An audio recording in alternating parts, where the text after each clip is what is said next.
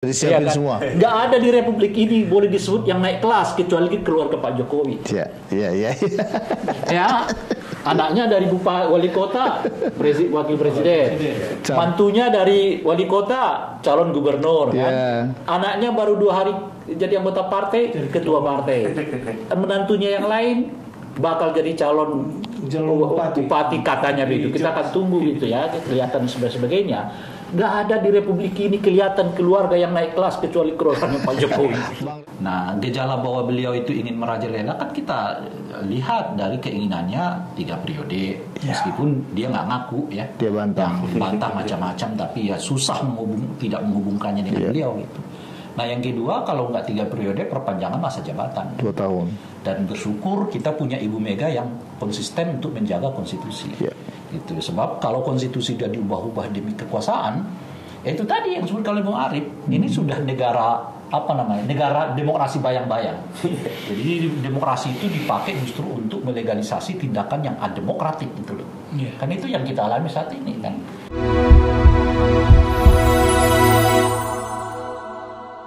Pemirsa Nawacita TV, ketemu lagi dengan saya B. Sekiduru dalam program kita Sekaranglah Waktunya.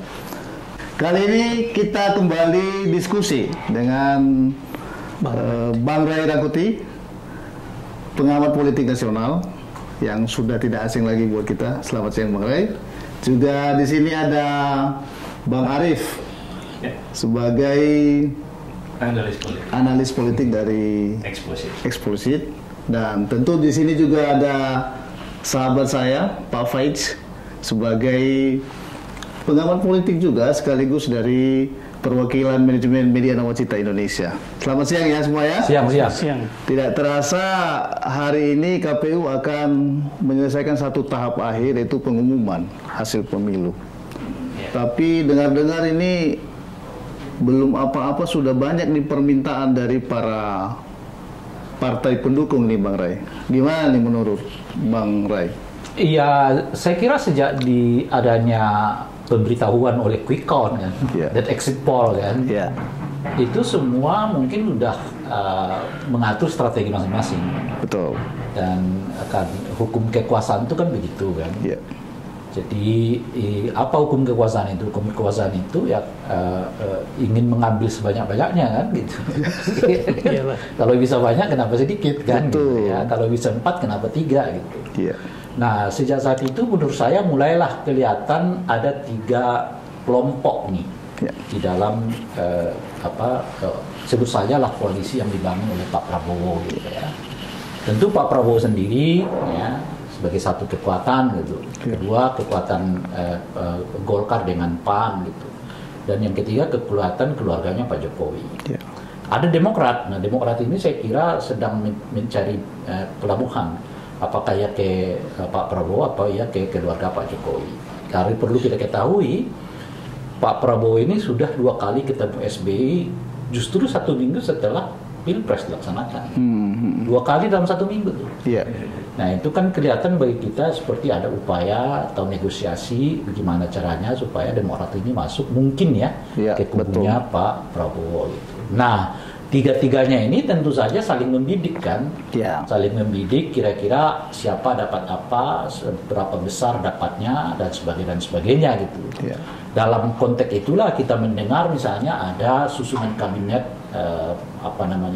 versi keluarga Pak Jokowi gitu ya. Ada susunan kabinet versi Pak Prabowo begitu ya.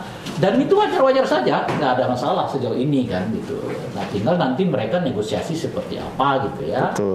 Dan terakhir kita dengar misalnya Golkar meminta minimal 5 kursi di dalam kabinet yang akan datang gitu.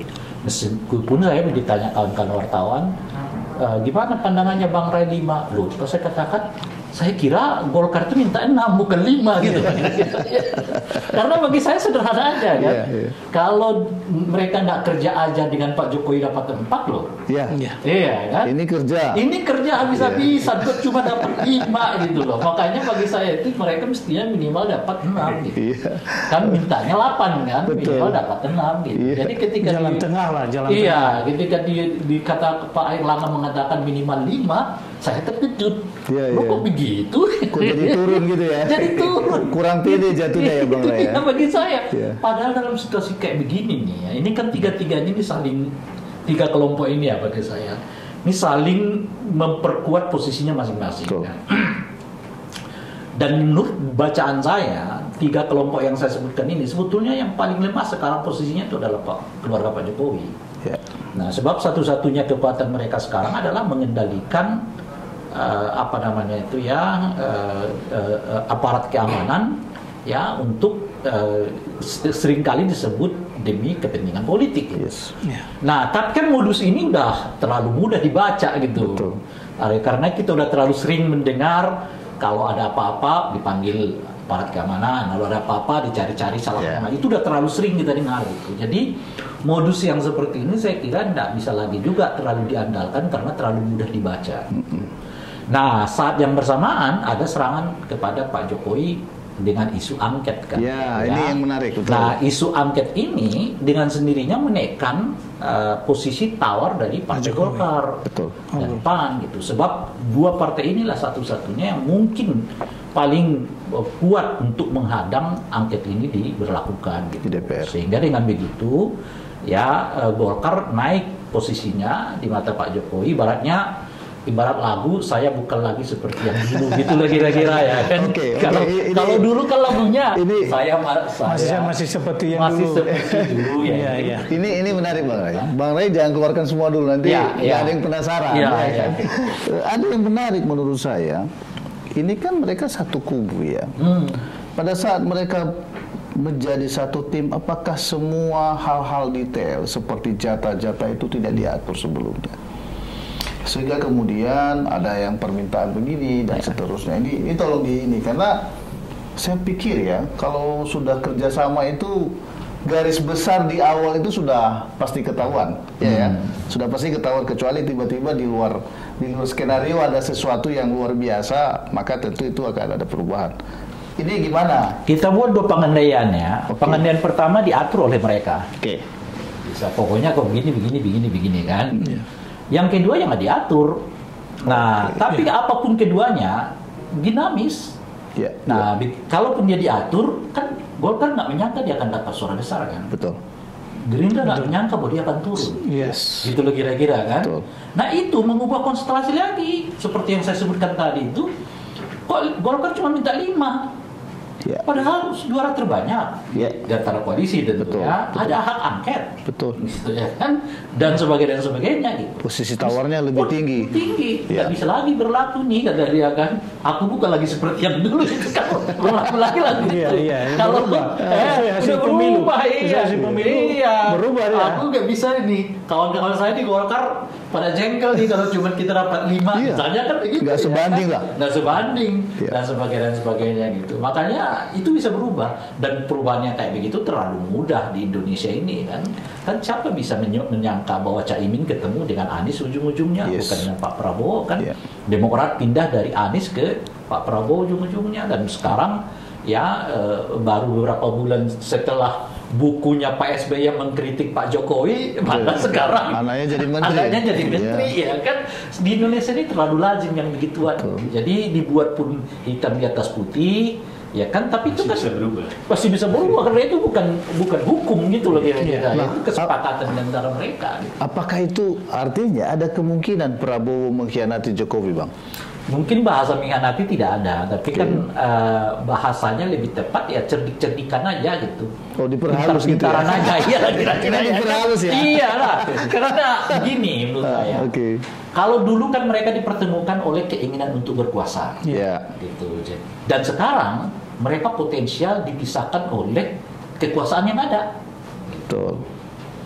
Dulu bertemu Pak Jokowi, Prabowo, Demokrat, tujuannya sama, merebut kekuasaan. Yang penting rebut dulu. Begitu kekuasaan sudah di tangan mereka, kekuasaan itu pula yang potensial membuat mereka berbeda. Dan itulah yang dialami sekarang. Mereka dipertemukan oleh kekuasaan dan dipisah juga oleh kekuasaan yang sama gitu. Tapi saya nggak mengatakan mereka saling berkhianat ya. Ini soal cerdik-cerdikan aja, pintar-pintaran aja gitu. Setelah melihat hasilnya kayak begini kan semua orang bermain kan. Logikanya sederhana di kekuasaan itu. Kalau dapat 6 kenapa kita minta 5 kan? Ya, betul. Kalau dapat 4 kenapa minta 3 gitu.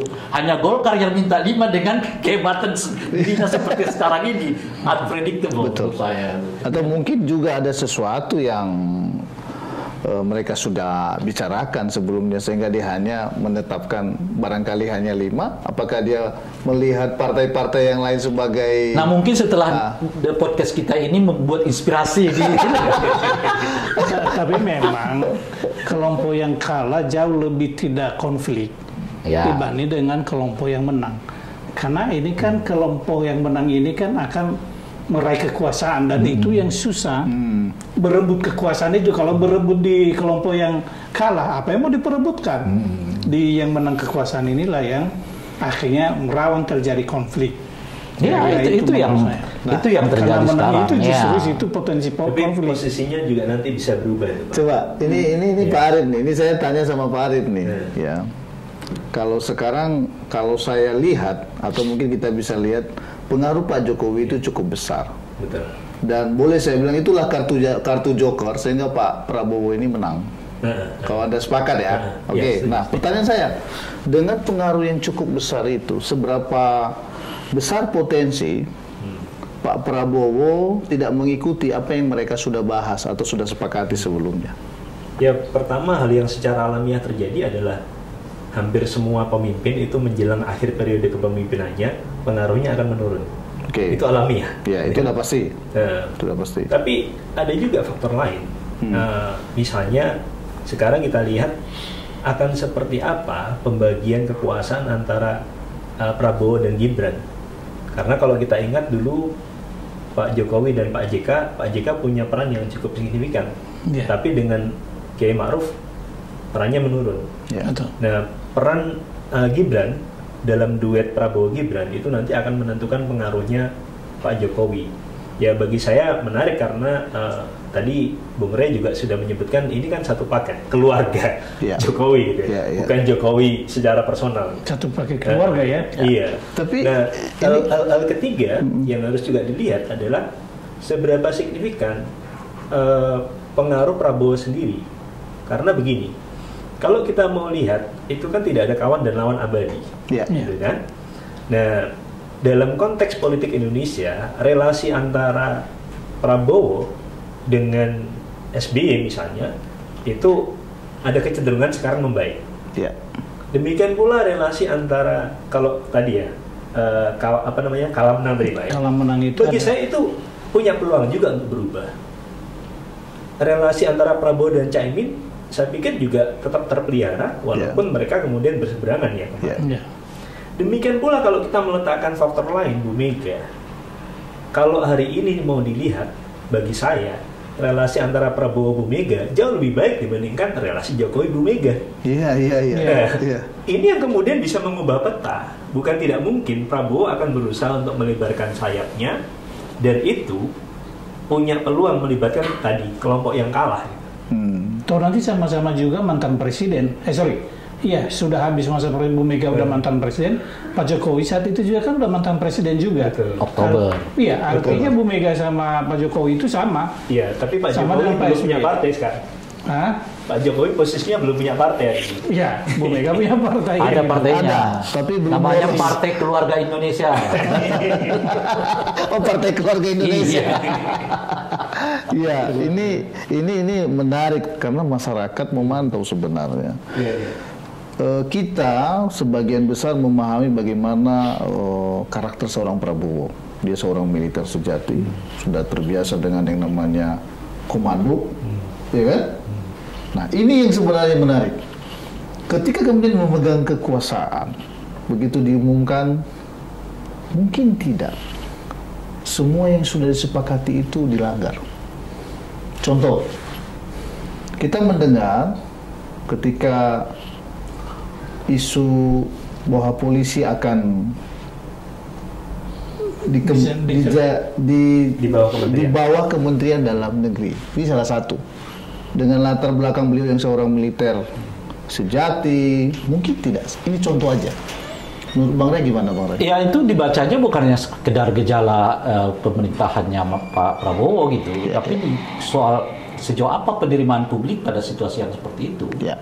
Nah, kalau kita melihat situasi publiknya rada-rada pertama ya, kan kita lihat itu apresiasi publik terhadap polisi selalu rendah kan. Iya. Gitu. Nah, yang kedua, pembiasaan keterlibatan TNI di dalam penegakan ketertiban sudah terlalu lazim. Itu dibiarkan dan diberi tempat oleh Pak Jokowi. Gitu. Sehingga di mata masyarakat mulai mungkin lagi terjadi semacam pemahaman bahwa TNI itu juga berfungsi untuk mengamankan demonstrasi gitu ya, ikut mengamankan pemilu, ya, nanti ikut mengamankan lahan-lahan macam-macam dan sebagainya. Itu mulai terlatih. Nah, dan yang penting itu kan pelatihan itu dulu, persepsi itu juga dibangun, dibiasakan dulu itu, karena kan di era yang katakanlah transparan seperti sekarang ini kan harus melibatkan publik bagaimanapun. Nah kan tapi publik kan bisa dibentuk. Nah, salah satunya itu tadi membiarkan proses-proses ini terjadi sehingga ya orang udah terlalu terbiasa lah melihat bahwa TNI menghadapi demonstran gitu. Kemarin saya dengar juga di DPR kan begitu katanya ya, TNI juga ikut mengamankan para demonstran gitu ya. Kemudian juga TNI ikut mengamankan pemilu gitu ya. TNI inilah macam-macam dalam peran-peran militer, non perang macam-macam. Fungsi ABRI yang diperluas. Kalau itu terbentuk persepsi publik tentang pembiasaan itu tinggal selangkah lagi. Selangkah itu mengubah aturan itu. Betul. Gitu. Jadi boleh jadi polisi bukan lagi di bawah departemen, kembali lagi ke model yang awal, bahwa polisi itu adalah angkatan kelima dari TNI atau ABRI kan saat itu. Yang dulu disebut ABRI. Poin ini menarik bagi saya. Tidak semata-mata terkait dengan aturan main ya. Tapi misalnya nih, kalau kita lihat postur TNI Polri hari ini, saya boleh bilang ini kan all the Surakartasmen ya. Semua orang-orang dekat yang dulu pernah bareng-bareng dengan Pak Jokowi di Solo, sekarang ada di puncak pimpinan baik TNI maupun Polri. Dan dari sisi kekuasaan ini bisa dianggap normal meskipun dari sisi etika dan demokrasi itu buruk ya. Kenapa? Karena tadi saya katakan Pak Jokowi tidak punya basis partai yang kuat. Jadi dia harus memastikan bahwa TNI Polri ada di belakang dia. Ini akan menjadi battleground. Bayangkan bahwa nanti Prabowo naik menjadi presiden dan Panglima TNI maupun Panglima Kapolri harus ada di bawah komandonya presiden. Dan nggak mungkin punya loyalitas ganda. Betul. Makanya sangat mungkin nanti akan terjadi mutasi besar-besaran dan saya berharap itu tidak membuat goyah stabilitas karena kita semua yang akan rugi kalau itu terjadi. Nah, ini kalau kembali ke ini tadi kan itu di backup oleh cara pandang Pak Prabowo. Pak Prabowo ini kan dilahirkan, dibesarkan dengan iklim bahwa polisi itu ya bagian dari TNI gitu loh kira-kira tuh. Nah, jadi boleh jadi formalnya nggak akan ada aturan yang mengubah fungsi Polri dan mengubah fungsi TNI. Kan sekarang kita udah legalkan melalui pelibatan TNI Polri di ranah sipil kan, melalui pelibatan yang lebih luas lagi keterlibatan mereka di ASN kan, di jabatan-jabatan ASN kan. Tanpa mengubah undang-undang. Undang-undangnya direvisi. Bukan, undang-undang TNI kan tetap. Undang-undang TNI yang tetap, tapi undang-undang ASN yang diperluas. Pelibatan mereka gitu loh kira-kira, bukan hanya di 8 di 9 tempat. Sekarang ini hampir berapa belasan tempat lah mereka bisa dimasukkan gitu. Jadi menurut saya itu polanya yang ke depan dan cara berpikir Pak Prabowo itu saya kira lebih lebih dekat ke sini dibandingkan Pak Jokowi gitu loh. Karena Pak Prabowo punya pengalaman yang melihat polisi itu adalah institusi di bawah TNI kan kira-kira gitu. Bang Ray, saya potong. Ini saya agak-agak ngeri sedap juga ini. Mungkin tidak gaya Orde Baru dibawa. Kita ketahui dulu semua pejabat-pejabat di level tertentu itu semua latar belakangnya adalah gini, kalau 100% kan tidak mungkin kan, tapi suasananya terbangun begitu.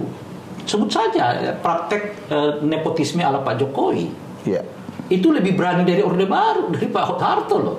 Pak Harto butuh berapa itu? 32 tahun. Enggak. Baru di akhir kekuasaan. Di akhir kekuasaan butuh 30 tahun berani menunjuk Mbak Tutut sebagai menteri. Itu pun menteri kan. Menteri Sosial. Menteri Sosial. Betul. Karena menteri itu jabatan yang di bawah kewenangan dia mutlak. Betul. Gitu loh kira-kira kan. Bukan jadi wakil presiden. Betul. Gitu.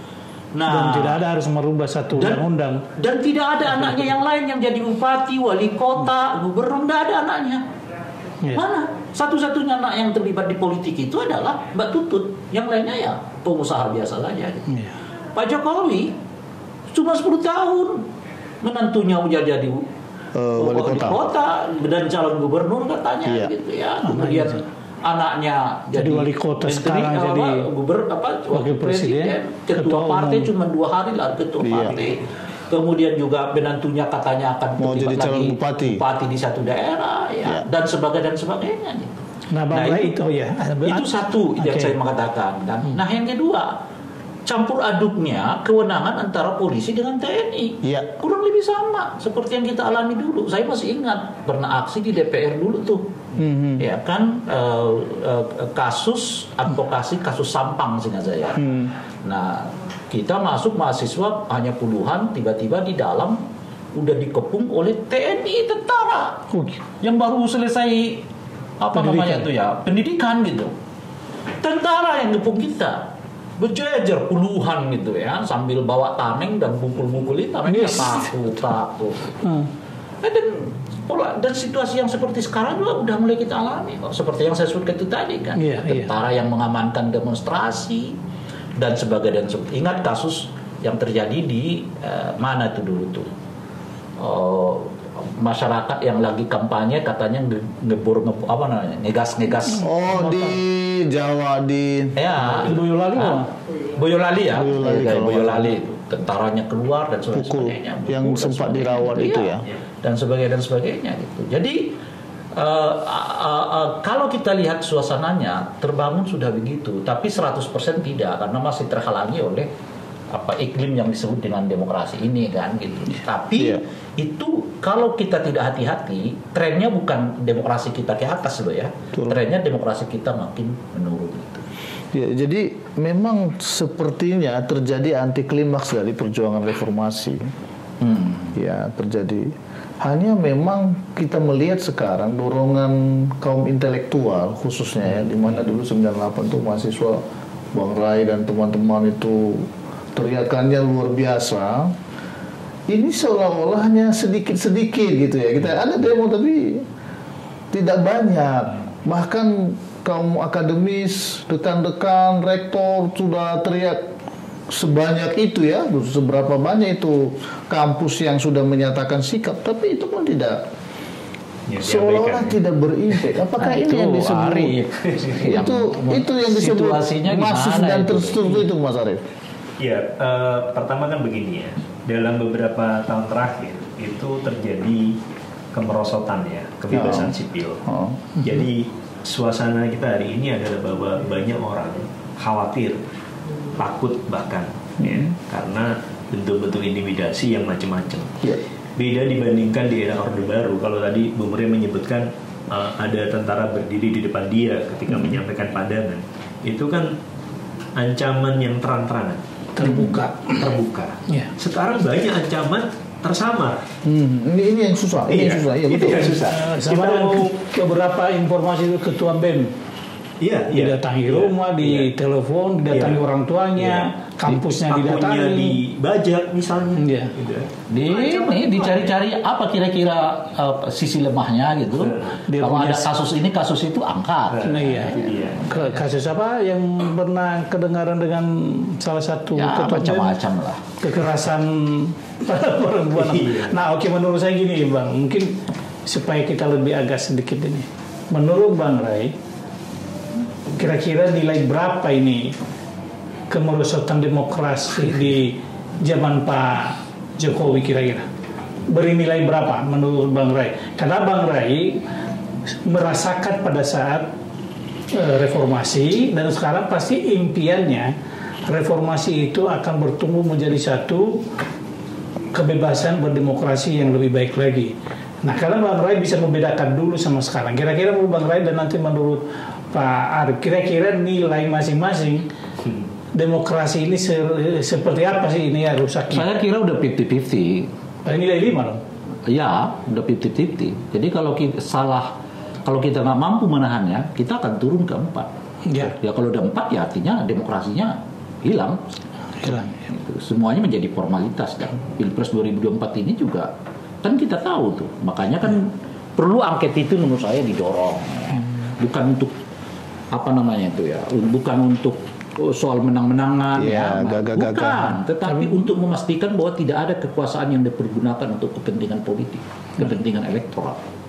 Nah itu penting. Sebab kalau itu sudah main, lagi-lagi itu sih sama seperti yang kita alami zaman Orde Baru, tentu dengan situasi yang berbeda, tapi polanya sama tuh, yaitu menggunakan kekuasaan untuk pemenangan. Saat itu tidak ada partai, saat itu masih ormas kan, ormas gitu. Nah sekarang juga kalau itu benar terjadi, menggunakan kekuasaan, dan pola ini bisa akan terjadi di banyak tempat karena November kita menghadapi pilkada. Betul. Jadi nilai 5 itu tinta merah loh itu bang. Tinta merahnya. Ini tinta merah. Tinta merah. Kalau kita nggak kita nggak tahan betul, satu derajat lagi kita udah minus. 4 itu udah nggak lulus, maksudnya gagal berdemokrasi. Lebih itu ya maksudnya. Kalau 4 berarti itu udah gagal. Lebih mengerikan gagal dari Orde Baru. Kalau Bang Arif kemarin kira nilainya berapa? 4, 3, ya, kalau 11 seperti yang dipakai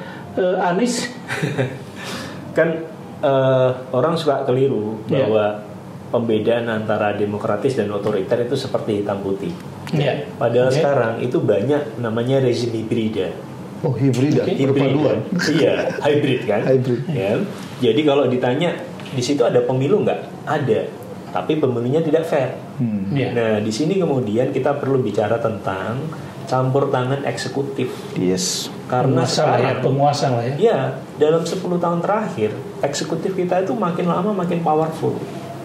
Tidak hanya karena dukungan anggota-anggota DPR dari partai-partai anggota koalisi, tapi juga karena Presiden itu memanfaatkan pencitraan politik untuk memperoleh approval rating yang tinggi. Betul. Maka ketika para guru besar tadi itu bersuara, Pak Jokowi dengan tenang mengatakan silakan bersuara, ini negara demokrasi. Tetapi kenyataannya nomor 1 suaranya tidak didengar. Nomor 2 kerusakan yang sudah dibuat itu makin lama makin parah. Gitu loh. Jadi kita tidak bisa lagi mengatakan bahwa demokrasi itu cukup hanya ada pemilu. Kalau cuma pemilu, Pak Harto itu tiap 5 tahun sekali juga bikin pemilu. Kalau cuma pemilu.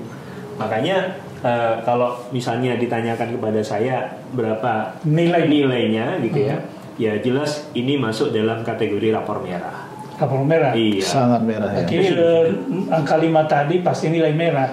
Ini rapor merah berarti lebih banyak nilai merahnya gitu. Lebih banyak nilai merahnya. Iya.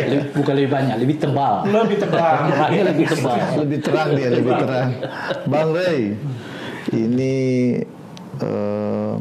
mengkhawatirkan. Jadi biar pemirsa juga memiliki gambaran ini Bang Rey. Kira-kira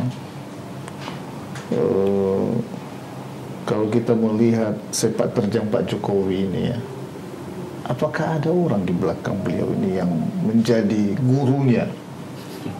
Karena jujur saya seorang pengagum dia dulu. 2 tahun sebelum 2 tahun terakhir saya sangat mengagumi dia.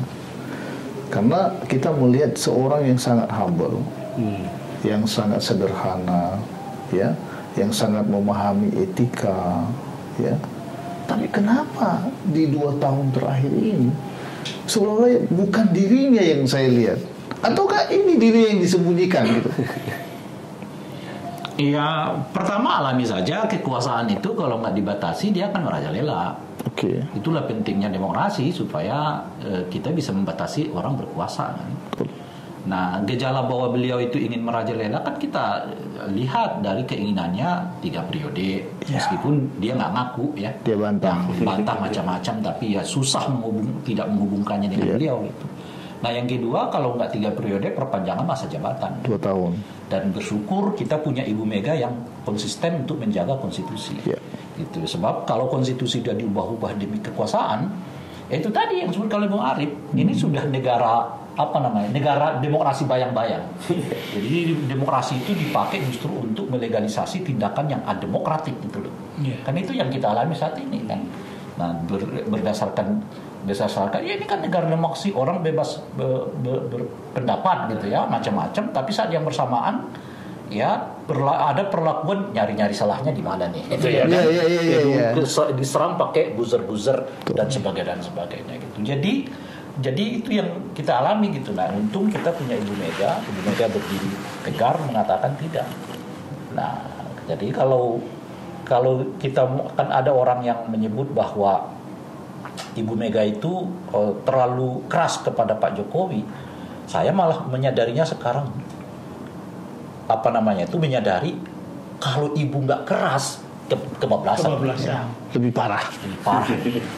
Nah, maka kalimat-kalimat yang disebutkan tadi itu, misalnya Pak Jokowi itu adalah pesuruh partai ya, petugas partai kan. Dulu kan itu kan ya termasuk saya ya merasa kok begitu ya, masa presiden dianggap petugas gitu. Tapi akhir-akhir ini saya merasakan makna yang dalam. Itu perlu diungkapkan oleh Ibu Mega untuk menekankan kepada Pak Jokowi bahwa dia bukan siapa-siapa. Betul. Gitu.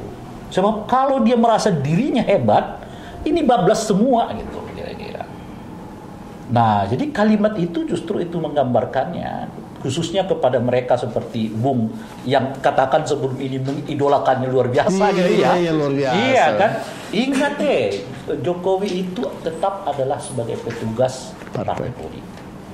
Jadi kalimat itu perlu diungkapkan supaya membuat Pak Jokowi gak terlalu ingin melambung terlalu jauh karena keterpesonaan ya ratusan juta warga kita terhadap dirinya yang bahkan siap-siap loh mengatakan oke, kami dukung 3 periode, kami dukung perpanjangan masa jabatan.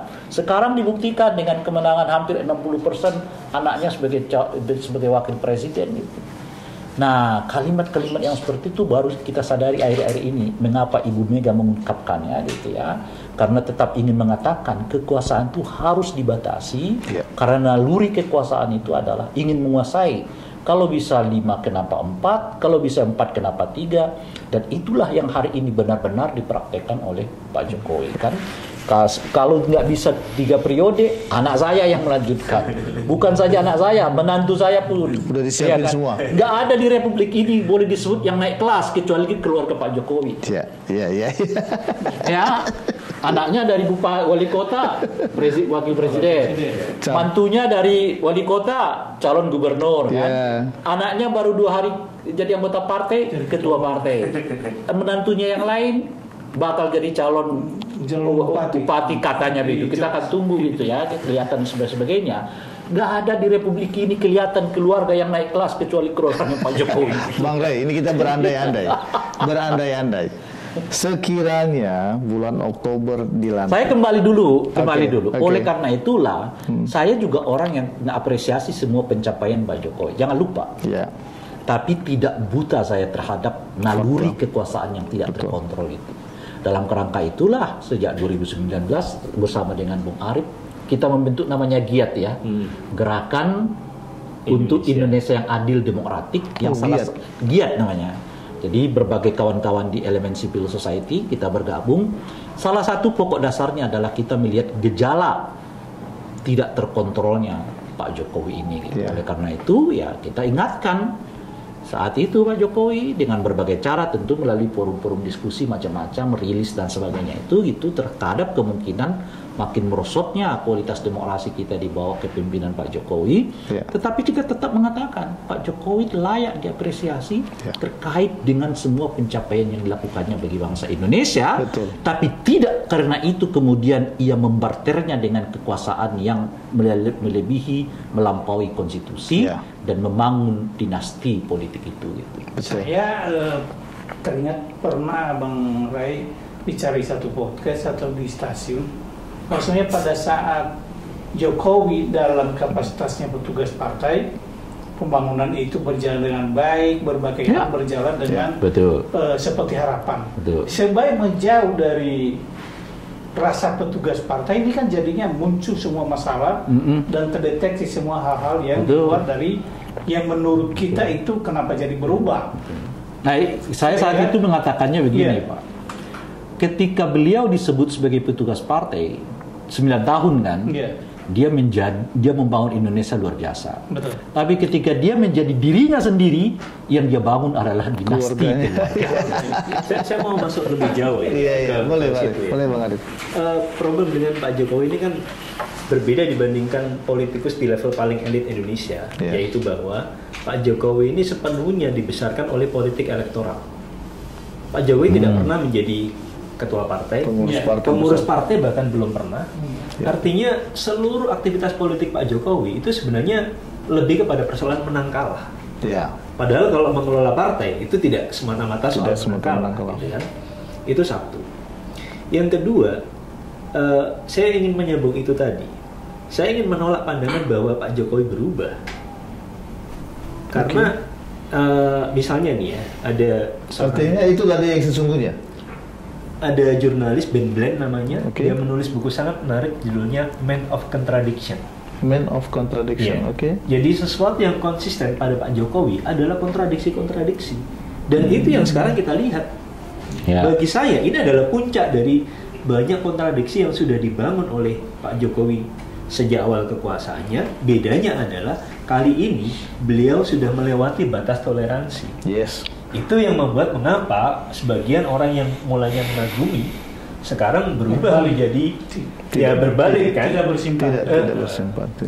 Apakah hubungannya bahwa karena dia udah mau kehilangan kekuasaan, maka apapun dia lakukan segala cara supaya minimal tetap dalam kendali dia ada kekuasaan. Itulah nafsu berkuasa itu. Sebetulnya kan kalau beliau tidak memiliki nafsu sebesar itu, dia tidak akan melanggar. Legasinya udah cukup lebih hebat. Dari siapa-siapa tidak siapa-siapa di Republik ini menjadi presiden yang paling populer dalam sepanjang sejarah Indonesia.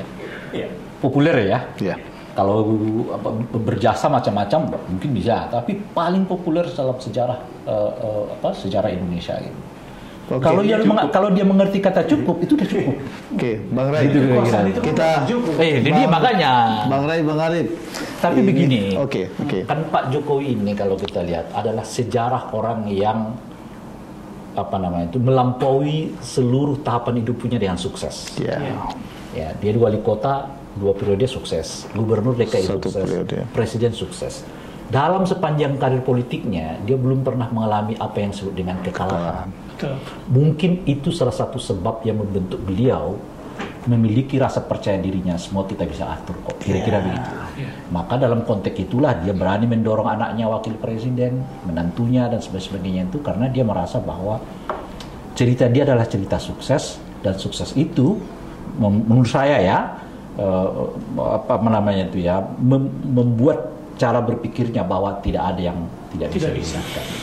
Dia anggap bahwa dia punya kemampuan. Termasuk mungkin nanti kalau kita kembali ke cerita asal, menghadapi koalisi ini, mungkin beliau tetap punya keyakinan akan bisa mengatur 2 kekuatan yang lain. Kan saya juga 3 kekuatan. Dan itu bisa dilihat dari pernyataan beliau kala baru bertemu dengan Pak Surya Paloh. Ditanya kawan-kawan media, apa kira-kira isinya? Isinya beliau mengatakan bahwa ya silaturahmi biasa saja, cuman tentu kita mengkomunikasikan bagi siapapun yang berminat bergabung kita bisa bicarakan gitu. Itu artinya Pak Jokowi mau mengatakan sayalah pintu dari koalisi Pak Prabowo ini gitu. Dan itu juga mensinyalkan kepada kita beliau tetap ingin mengatakan saya bisa kontrol ini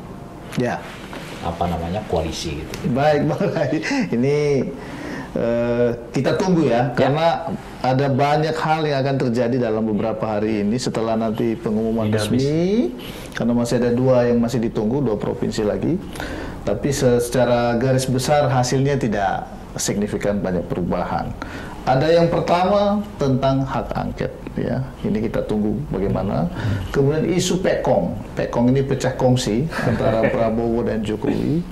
Dan Pak Jokowi saya lihat sangat menyadari pentingnya angket itu sebabnya ini dia kasih pujian tadi kepada partai PKB dengan menterinya yang luar biasa dan beberapa pencapaiannya. Kemudian kemarin sebelumnya berdiskusi dengan Pak Surya Paloh yang notabene Pak SP ini sebenarnya sangat kecewa dengan beliau, ya. Ini langkah-langkah yang menurut saya cukup smart ya seorang presiden mengantisipasi itu. Kemudian jatah menteri, ya Bang Ray ya. Ini kita sampai di akhir, Bang Ray mungkin satu statement tentang segala, tentang keseluruhan dari yang akan kita hadapi dalam beberapa hari ini, seperti apa kira-kira dengan situasi politik ini? Saya pikir begini, kemungkinan dalam pecah kongsi itu kira-kira siapa yang kalau diuntungkan? Bang Ray menganggap siapa yang kira-kira memulai dan pemicunya apa, dan sejauh mana Bang Ray yakin bahwa itu berpotensi terjadi. Iya, kalau pecah kongsi artinya keluar sama sekali nggak akan terjadi, karena jangankan udah di dalam, yang di luar aja pengen masuk. Ini kita di dalam kok malah keluar ya. Jadi, tapi pecah kongsi dalam pengertian siapa yang lebih mendominasi, yang lebih diuntungkan. Ya, tidak misalnya yang mendominasi. Kalau kita bicara saat ini kita bicara, saya kira Golkar yang paling kuat sekarang. Saat ini ya. Apakah itu alasan maka Pak Jokowi sekarang diisukan akan merebut kursi? Itu nanti pembahasan kita berikutnya.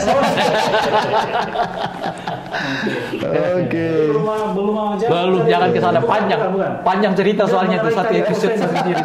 Potensi tadi pecah kongsi itu kira-kira. Kalau sekarang menurut saya udah terjadi. Tapi tidak pecah kongsi dalam pengertian ada yang keluar, tidak.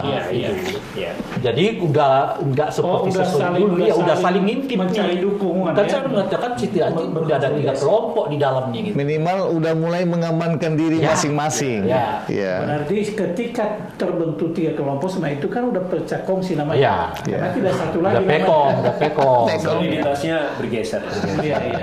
Oke, jadi thank you nih Bang Ray sama Bang Arif, Pak Faiz sudah diskusi bersama.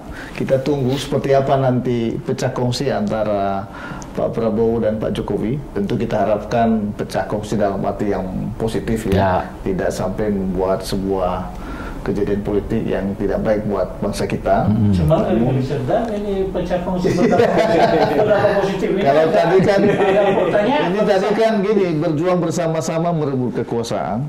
Kemudian sekarang berjuang sendiri-sendiri mengamankan kekuasaan untuk partai masing-masing. Pemirsa Nawacita TV dimanapun Anda berada, tadi demikian diskusi kita dengan Bang Ray dan juga Bang Arif serta Pak Faiz. Semoga diskusi ini bisa membawa wawasan yang lebih baru dan juga melengkapi informasi buat para pemirsa. Kita tunggu episode berikutnya. Sampai ketemu dan selamat siang.